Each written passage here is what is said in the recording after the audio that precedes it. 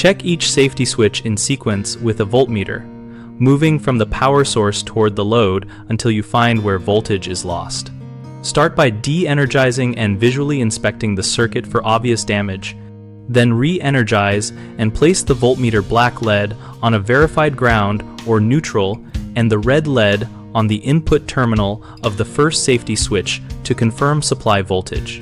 If the input shows proper supply voltage, move the red lead to the output terminal to check continuity across the switch when it is closed. If the switch is normally closed, you should see supply voltage present on the output when the circuit is in its normal state. For switches that are normally open, you must operate the device or simulate the condition that would close the switch, and then test output for voltage.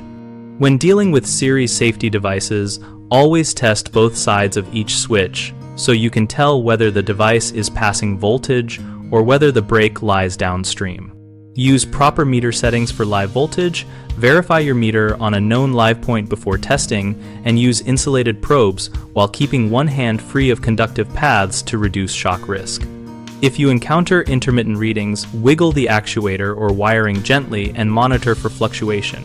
Intermittent voltage usually points to a loose conductor, corroded contact, or a failing switch mechanism. Record each measurement as you go so you can backtrack and confirm the exact point where input voltage is present but output voltage is absent. Common mistakes include testing without confirming the meter is functioning, which can give false negatives, so always verify the meter on a known live source before you begin. Another issue is forgetting to recreate the switch actuation state for normally open devices, which will make a good switch look open.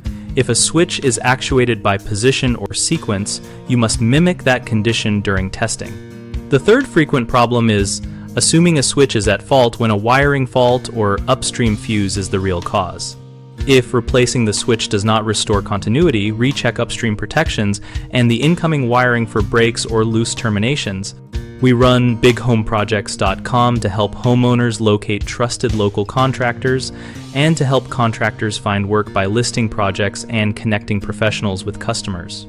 We also host a discussion community on the site where people exchange troubleshooting tips, share measurement techniques, and ask situational questions.